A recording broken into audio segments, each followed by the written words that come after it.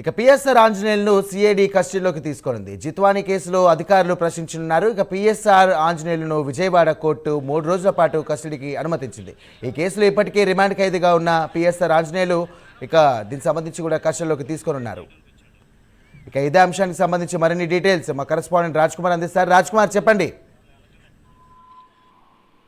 ముఖ్యంగా ఏదైతే పిఎస్ఆర్ ఆంజనేయులకు సంబంధించి కూడా ఈ రోజు నుంచి 3 రోజుల పాటు ఆయన సిఐడి అధికారులు విచారించబోతున్నారు. ముఖ్యంగా విజయవాడ తాడిగడప ప్రాంతంలో ఉన్నటువంటి సిఐడి ప్రధాన కార్యాలయంలో ఏదైతే అటు ఆంజనేయులను విచారించబోతున్నారు. ప్రధానంగా కాలమరి జత్వానికి సంబంధించినటువంటి కేసు విషయ వ్యవహారంలో ఏదైతే ఎదుర్కొంటున్నటువంటి ఆరోపణల నేపథ్యంలో ఇప్పటికే ఆయన సిఐడి అధికారులు అదుపులో తీసుకున్న తర్వాత కోర్టు ఆయనకు రిమాండ్ విధించింది. ఈ నేపథ్యంలో పోలీసులు సిఐడి అధికారులు ఆయన కస్టడీ కోర్టు పిటిషన్ దాఖలు చేయడంతో ఈ కేసులో లోతైనటువంటి దర్యాప్తు చేసేందుకు కోర్టు అనుమతించింది. 3 రోజుల పాటు ఆంజనేయులను ఏదైతే ఆంజనేయులను అనుమతి తీసుకోబోతున్నారు, ఏదైతే అనుమతి ప్రకారంగానే ఆయన్ను విచారించబోతున్నారు.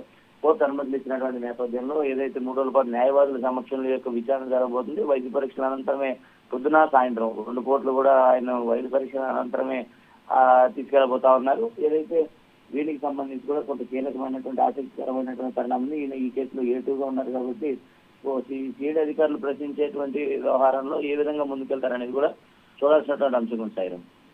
Thank you Raj Kumar.